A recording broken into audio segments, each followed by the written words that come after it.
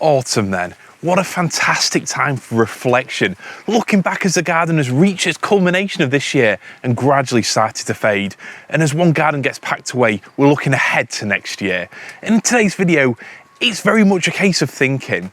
Over the past few years of having this channel, I've been lucky enough to visit some fantastically talented gardeners to see some beautiful gardens, both gardens which are filmed in my videos and also just visited outside of the channel as well. In today's video, I want to discuss some of the traits, the habits, the skills that these experienced, skillful gardeners have, the things that I want to learn from and improve my garden here, and I hope these observations help you with your garden too. So let's get started. Most of these habits or mindsets then refer to ornamental gardening, and they're generally about the planting, the garden design, rather than actual practical tips you can implement today. But I hope they prove to be interesting regardless.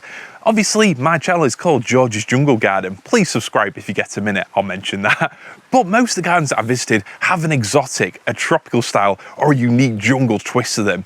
Every garden's different, every garden magical in its own way. But I believe a lot of these gardeners share traits which I think can really help us improve our gardens too. It's time to have a chat about what I think really makes great gardeners great. Let's get into it. The first habit then, skill or mindset of truly great gardeners, I believe, is that they're not afraid to experiment. Whether they grow unusual exotic plants like the palms you see behind me, leaf got me right in the nose, didn't it? Or whatever kind of garden they have and have developed over the years, they're not afraid to try something new and change things up when they need to. I think the important thing to stress is that gardening truly is a journey. You can't be expected to know everything when you start, and you can't know everything full stop. There's a world of plants out there, a world of different gardens, and every year provides different opportunities and challenges in equal measure. So great gardeners really, they learn to evolve, they learn to change, they learn to mix things up over time. I think in this age of social media, so much information being available to us, we can often put pressure on ourselves. But your first garden or your garden this next year, it doesn't have to be a Chelsea show garden. It doesn't have to be an Instagrammable viral sensation. Your garden is a journey. The most important thing to do is start. But one thing that I think is really crucial is that you never lose that desire, that ability to analyze your garden, change things up. Don't be worried if something doesn't work out. Just simply look at it. Go out in your garden this time of year, have a quick look at the border. If something isn't working, is there a little tweak that you can do to improve it next year? Viewers of my channel will have watched countless project videos where I usually take plants out of my garden because I simply put too many in the first place and everything's too crowded and crammed in. Sometimes a little change can really open it up and transform an area. And if a part of your garden truly isn't working, then you can just rip it out and start again. It's as simple as that. In my mind, all the greatest gardens that I've been to and all the best gardeners that I've visited have not been afraid of changing gardens over time. A garden isn't static. A garden could never be static. So it's important to roll with the setbacks, to make improvements where you want to, and to not be afraid of changing things up. It's maybe an uninspiring comparison, but I'll stick with it nonetheless. If you painted a room in your house a colour, and when it dried, you realised you didn't like that colour, you'd paint it again a colour you liked. You wouldn't even question it. If you moved a set of drawers or bought some new furniture, put it somewhere in that room, and it didn't look right, you'd move it to somewhere where it did fit in well. And also, if the previous occupants of that house had left an inappropriate or hideous ornament for some reason, okay, stretching the analogy here, if they left something like that, you certainly wouldn't live with it forever. You'd get rid of it. And the same applies to our gardens. So I think the crucial thing to keep in mind is every time you see a garden, whether it's on YouTube, Instagram, whether you visit in person, the most important thing to consider is that you're just seeing that garden at a moment in time. You can't see the years of changes, the years of evolutions, the years of failed experiments, things that have been tried, failed, and then evolved and changed and adapted again. That really is what gardening is about. And every great garden that I've visited has featured new projects, areas of the garden that are completely mixing up, new plantings. That is truly what the magic of gardening is. A garden isn't a finished result. There's nothing that you get to and think, that's my garden complete now. The plants will never stay that size anyway. It's a continuous journey with the weather, the plants, the climate providing different challenges and new opportunities opportunities every year. So in my mind, one of the greatest strengths of the best gardeners who I've visited and had the pleasure of talking to is that they're simply not afraid of experimenting, reinventing, and most importantly, not sticking with things if they don't work. You might often hear me in my videos talk about areas of the garden where I'm not happy with, or places where I know I can improve it. And I don't think that's unhealthy. A big chunk of it is experimentation, trying new plants that not many people have grown before, mixing things up, changing your summer display every year. But whatever the style of gardening, even look at the historic gardens in this country. The best ones evolve and adapt with the times, and the best gardeners aren't afraid of looking at things, even their own precious garden, with an analytical eye. Sure, appreciate where things are at now.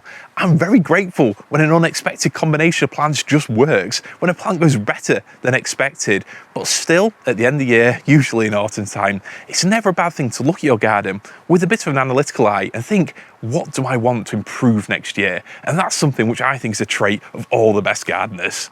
As for the second habit that I think the best gardeners share, I think it's all about the way they plant. Something which I struggle with here and try to get better and better at with every single year. It's all about creating layering in the garden and compositions.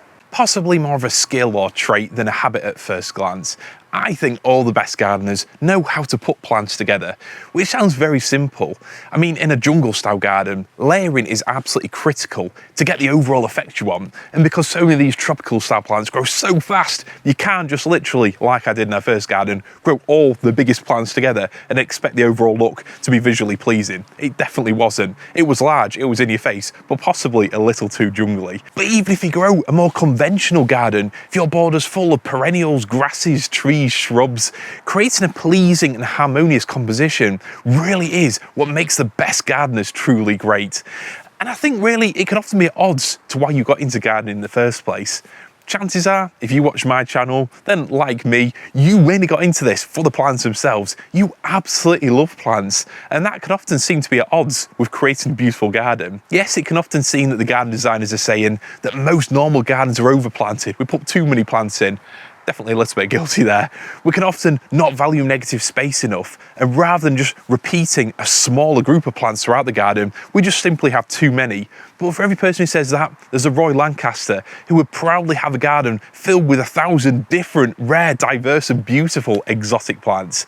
So it can often seem at odds sometimes, growing the plants that you want to do with having an overall beautiful garden. And that's why I really think the skill, the habit, the trait of combining plants, creating that layering and creating beautiful compositions truly is what makes a plant collection into a beautiful garden.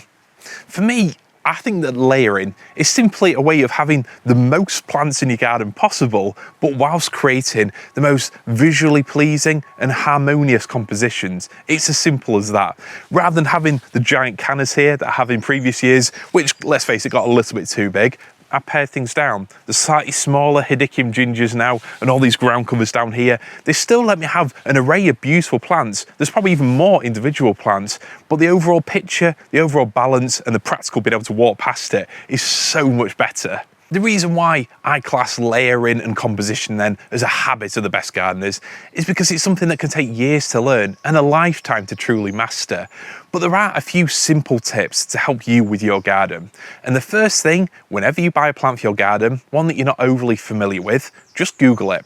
Or go on Instagram, have a look at the pictures in there, just type it in and see how big it'll get. It's very easy to just see trees as growing to small or medium trees when those trees might want to be huge. A grass which you buy at 2 foot tall might be 6 or 10 foot tall by the end of a season, and plants flop over. They want to take up the amount of room that they want to take up, whether you like it or not.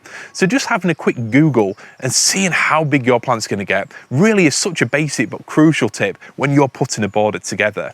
The second thing that I would say is whenever you're planting up a new garden or a border, always consider the groups of the plants. Yes, here I grow an exotic jungle style garden, but it's just the same whether it's a cottage garden, a modern style garden, a coastal garden, whatever it is. I generally like to start with the trees. Here I've got Trachycarpus palms, which aren't technically a tree, but they're the big, tall, structural plants in the garden.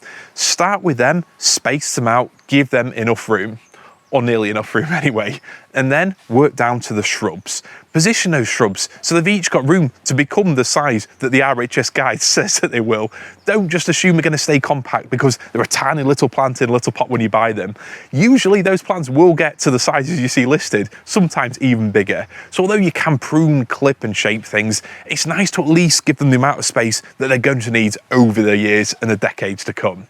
And then as you move down, it's the perennials. It's a lot of these sort of mid-level plants. This mid-layer then is where things get really exciting. In a shady garden, you might have unusual exotic shrubs. You might have ferns. Here in this border, I've got some beautiful Hedychium gingers. I've got other fatsias and shrubs at the back of the border. I've got all kinds of salvias, gingers, cannas, everything growing in this border here.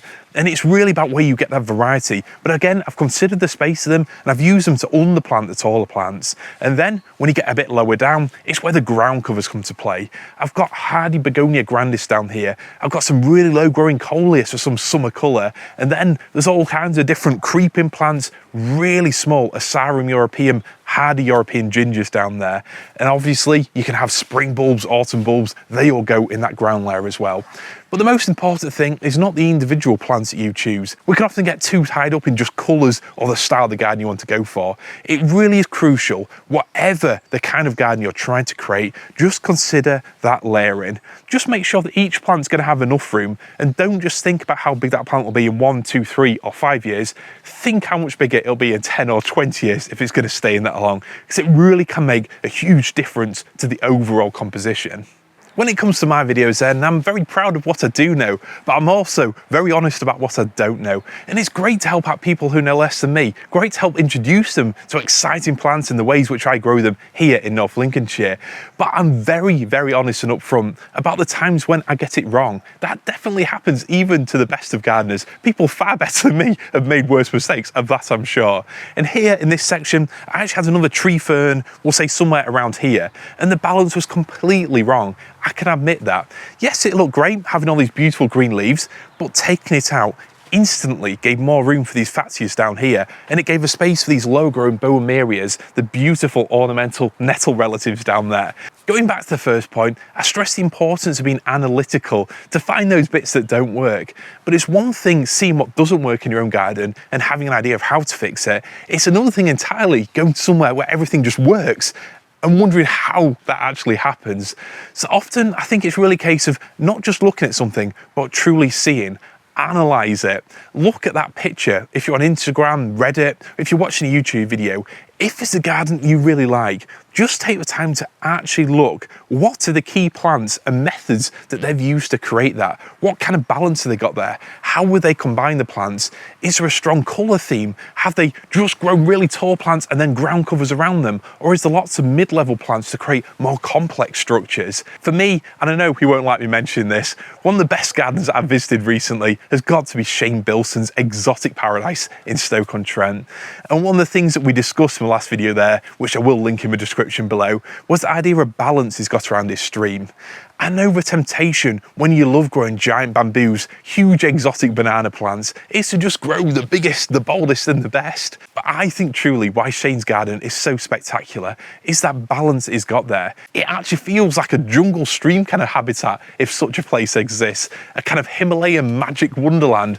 But it's often just about looking at the garden, and in Shane's I know he does it so perfectly well. There's the tall plants, the big bamboos, the huge gunnery leaves, and then it drops down to the smaller sort of shrubby plants. You've got the xanthodiecias in there, all the fatsias, and then it drops down their level still, and you've got all these ferns popping up, the hostas, and then down again to the ground covers. And it really is that complexity which I think is something that the best gardeners really keep in mind when they're planting a garden. They don't just see it as a 2D drawing where you got one plant there, one plant there, one plant there. There's often layering. It's that idea of creating a 3D border, not just a 2D one, layering, adding the complexity, which is a habit that I personally want to really develop as I look forward to some exciting new border projects next year, which I hope you'll definitely enjoy. Whilst I have then just been talking about complexity, I'm not afraid of a good contradiction. And the next habit ability of the best gardeners, I think, is their ability to focus on keeping things simple. If we look at nature, the most beautiful unexpected scenes are often so incredibly simple. Picture a beech forest in spring, the ground absolutely carpeted with bluebells, incredible, one of nature's truly most beautiful and awe-inspiring sights. Or picture a summer meadow, maybe even one of those North American prairies, stretching off into the distance, 2 or 3 colours repeated as far as the eye can see. That is truly beautiful, and most of our gardens will never ever be a patch on that. Obviously, we don't have the scale in our gardens to create those kind of looks, and we wouldn't necessarily want to recreate part of that habitat on a smaller scale. It wouldn't look the same. But I definitely think there's something to be said about keeping things simple in our gardens. Whatever the group of plants you enjoy growing, having a bit of simplicity at the base of it really is what makes the best gardeners create such beautiful compositions, create such beautiful environments to be in, and often is the tip, the secret, the trick behind what really makes it sing. When you look then at the best gardens of the leading garden designers, whether they're private or public spaces, there's often a real simplicity there. There's a pared down group of plants, often the same 5 or 10 plants repeated multiple times, whether it's matrix planting or something more modern and organised. And if you're going to design a garden for a non-gardener, that's exactly how you do it. A beautiful space, low maintenance, visually very harmonious. But let's face it, for most of us, there's probably not enough botanical interest in there to really get excited. But we can often learn from those same principles, and I think in the best gardens there's often simplicity somewhere to be found, whether it's just a theme, whether it's the colour palette, or whether it's a case of repeating plants. There's something to be said about having an element of simplicity, even if your planting is quite complex and complicated. So here, for example, just to use an example from my own garden, not to say I'm a great gardener or anything, here I've repeated tree ferns. Just basically because it creates a beautiful jungle environment. This tree fern avenue instantly says we're walking into an exotic jungle garden. This is something a little bit different, and I love how much green there is. I've tried to reflect that green lower down with ground ferns, epimediums as ground covers, pulmonarias. There's a lot of beautiful, relaxing, harmonious greens this part of the garden. But if you want to see a garden created by 2 truly great gardeners, then have a look at my video filmed over at the 50 Shades of Green Garden, where Andrew and Anne-Marie Swift have created an absolute paradise. There's so many plants in there, nearly 70 trees, a whole multitude of exotic beauties, forest plants, plants that come from all around the world. But I think one of the reasons why it works is that base of green. Just having that simplicity in colour lets you get away with so much more diversity in terms of leaf shape, form, height of plants, everything like that. So whilst your garden doesn't have to be ultra simple, you're not trying to recreate a natural environment, you have the space to do something like that. Just having simplicity somewhere seems to be one little trick and habit of all the best gardeners to create a garden that just works.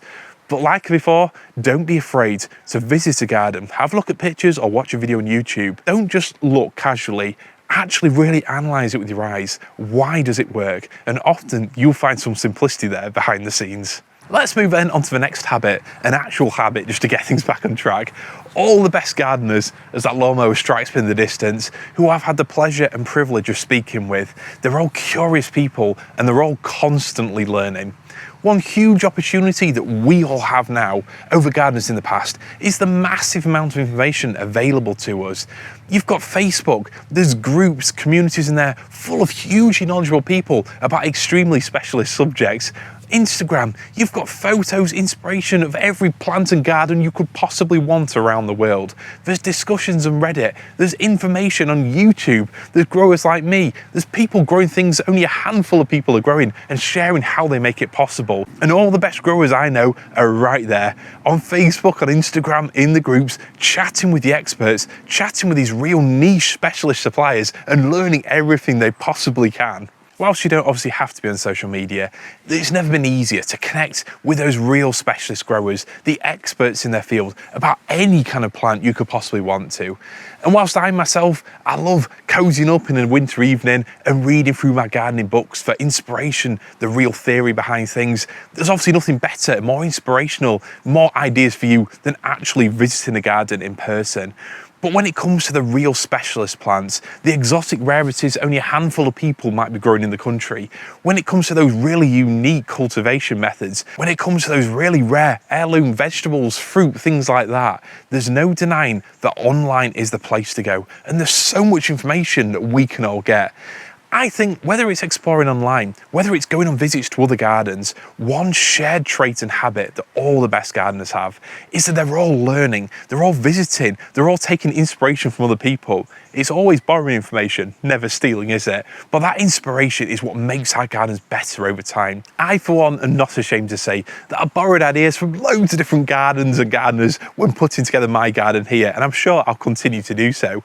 I've looked to individuals like Yorkshire Chris over the years to help get some of these magnificent exotic plants through our often colder winters. And when it comes to new plants, Instagram, YouTube, Facebook, there's an endless source of inspiration there.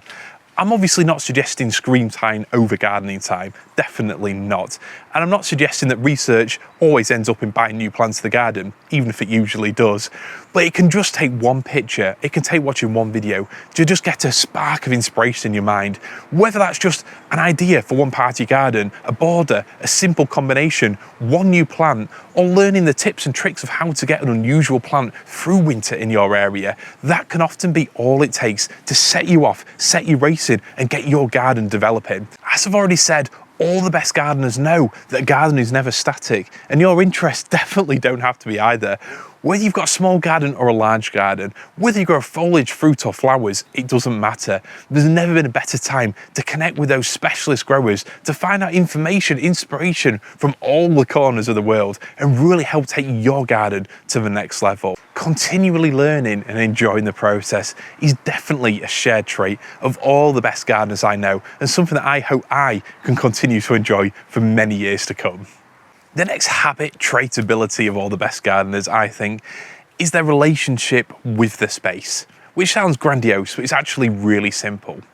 I mean, if you look at current or historical garden or landscape designers, often when they approach a space, they made it their complete mission to do everything within their power to either make a place blend in with its surroundings or impose itself upon them and impress all visitors who arrive. And obviously our gardens are much more modest in scale, but all the best gardeners I know are not afraid to be bold and big with their vision for their space. They're not afraid to follow their dream. Whatever the size of your garden, I think by being timid and having skinny little borders around the sides, it's never going to be inspiring, and it's only ever going to tick a box as being an outdoor space. All the best gardeners who I know, they know what they want from a garden, and they're not afraid to be big and bold with their design. Obviously, you need to give your garden design real thought. Think about what you want to get from your garden, but don't be afraid to go bold with the shapes and sizes that you use for the design. Obviously, any kind of garden involves compromise, but make sure you're not compromising your dream with the garden that you feel you should have or other people would like to see outside your house. I think when it comes to your garden, don't have a garden that's 85% lawn and 15% borders. If growing the plant is what truly makes you happy, have it the other way around. If you want those plants growing right up to your window or back doors, then definitely don't just have a standard patio there because everyone else does. Be brave, have some plants going right up to it, or have some really exciting and unusual containers. The options are endless, but don't be afraid to go for the garden that you want to have. Most of the garden tours you'll find on my channel are visits to exotic or jungle-themed gardens, but throughout them all, you will find an absolute commitment to the garden they want to have and a very strong design. Once you've got that strong design, you can evolve and refine the planting and hard landscaping over the years. But starting off with that bold design, those brave shapes, really is critical. I mean, have a look at any of those videos. The Secret Garden of Louth, such a variety and contrast of vegetation, foliage, exotic flowers from all around the world, but they all work so well together because the design is so beautiful, flowing paths and secluded seating areas. Have a look at the 50 Shades of Green garden, where there, the winding paths and beautiful flowing water features really highlight such a gorgeous array of vegetation and trees. Have a look at Mark's Creative Tiki garden, where those strong circular design shapes, admittedly highlighted by his famous balls right in the middle of them, really set off beautiful and evolving vegetation around them. And also go back to Shane Bilson's garden and have a look how, in quite a compact space, he's got a whole pond, he's got a beautiful flowing jungle stream, and the garden feels like it could be anywhere in the world. A truly beautiful space. All of those gardens and more are all based on an absolute strong commitment to knowing what these people want from their garden. They're not afraid to be brave with the design choices, and if you go big and bold with those shapes initially, your garden can refine and change itself over the years, but as long as you get that design right, as long as you go big, it'll always be a spectacular place to see. And if you want to see a great example of this, created in quite a short timescale by quite a new gardener, then check out my recent video over at Kieran Manning's Navenbeat New Build Jungle, where he, in just 3 years, has created a beautiful exotic garden, a strong design choice, having pots right next to the house and a brave island bed. It absolutely makes the whole design work. But by using tropical plants and exotics which grow incredibly quickly, he's managed to create a garden with seclusion, a real feeling of occasion, and proper beauty in just 3 years, which is absolutely amazing. So there we go then, 5 traits, abilities, mindsets. These are the habits that truly make great gardeners great, and I can't wait to keep incorporating more into my gardening endeavours over the years here. Gardening, it's just about having a go. That probably is the most crucial thing out of all this. Get stuck in. You can spend a life trying to learn the theory of something, but gardening will always teach you something different in practice. So the most important thing is to simply not be afraid. Give something a go. Whether it's sketching the design out, planting some new plants you've never grown before, or designing a whole border by yourself, you can absolutely do it. And getting started, getting stuck in, is the quickest way you'll get there. Anyway, I hope you enjoyed quite a rambling video. Have a look at some of my garden visits if you haven't seen them before. There's some truly beautiful gardens made by gardeners who I definitely look up to. Thank you very much for watching as always, and I'll see you next time. See you later.